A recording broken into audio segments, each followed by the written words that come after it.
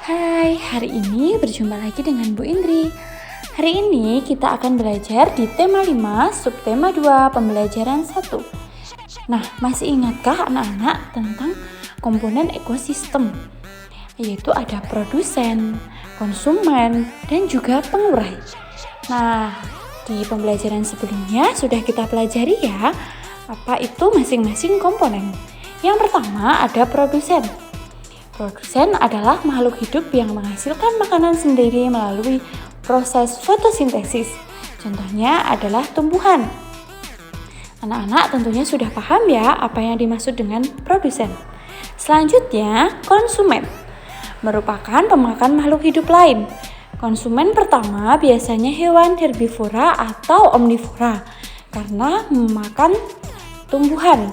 Selanjutnya, konsumen kedua merupakan hewan karnivora atau omnivora. Dan yang terakhir, pengurai merupakan makhluk hidup yang menguraikan makhluk hidup lain yang telah mati atau memakan bangkainya. Contohnya bakteri atau jamur. Sudah paham anak-anak? Sudah ingatkah kalian tentang produsen, konsumen, dan juga pengurai?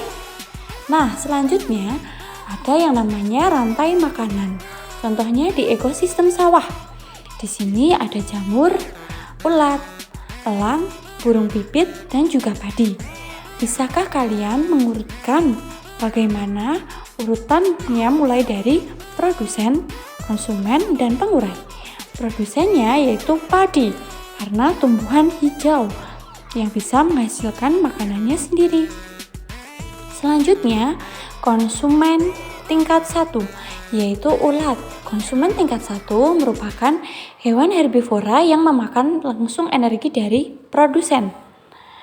Nah, untuk selanjutnya yaitu hewan yang memakan ulat atau konsumen tingkat 2 yaitu burung pipit. Burung pipit merupakan hewan konsumen tingkat 2 yang biasanya omnivora atau karnivora karena memakan energi dari hewan lain.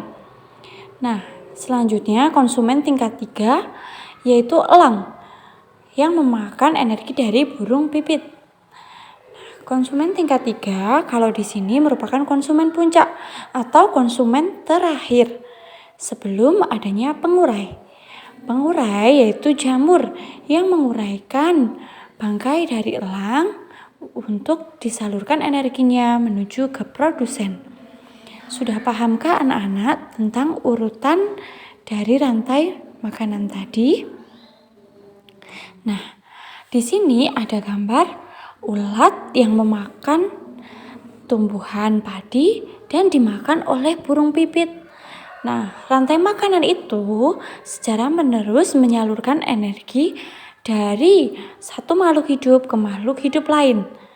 Mari kita baca paragraf berikut ini.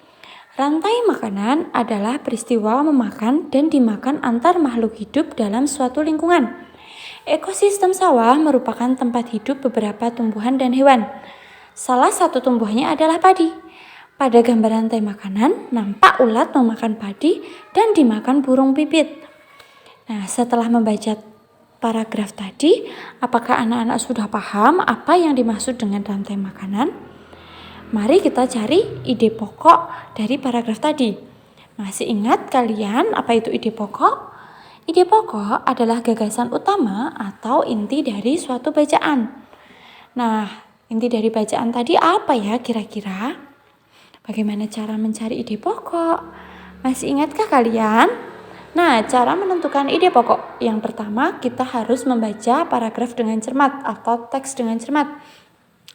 Rantai makanan adalah peristiwa memakan dan dimakan antar makhluk hidup dalam suatu lingkungan. Nah, anak-anak bisa membacanya dengan pelan, dengan teliti, dan juga dengan cermat. Bisa juga anak-anak sambil menggaris bawahi kalimat atau kata-kata yang penting yang disampaikan dalam paragraf tadi. Setelah anak-anak membacanya, anak-anak bisa melakukan yang kedua yaitu menentukan kalimat utama. Setelah kita membaca paragraf tadi, kita bisa menemukan kalimat utamanya yaitu rantai makanan adalah peristiwa memakan dan dimakan antar makhluk hidup dalam suatu lingkungan. Nah, kita menemukan kalimat utama di depan paragraf. Selanjutnya yang ketiga, menyimpulkan kalimat utama. Kira-kira apa ya inti dari kalimat utama tadi? Intinya kalimat utama tadi adalah menjelaskan tentang pengertian rantai makanan. Nah, setelah kita simpulkan kalimat utama, kita dapat mengetahui bahwa ide pokok dari paragraf tadi adalah pengertian atau penjelasan mengenai rantai makanan. Nah, sudah paham ya anak-anak bagaimana cara menentukan ide pokok dan apa yang dimaksud dengan rantai makanan tadi adalah peristiwa memakan dan dimakan antar makhluk hidup dalam suatu lingkungan. Sekian dari Bu Indri, sampai berjumpa lagi di pembelajaran selanjutnya. Sampai jumpa.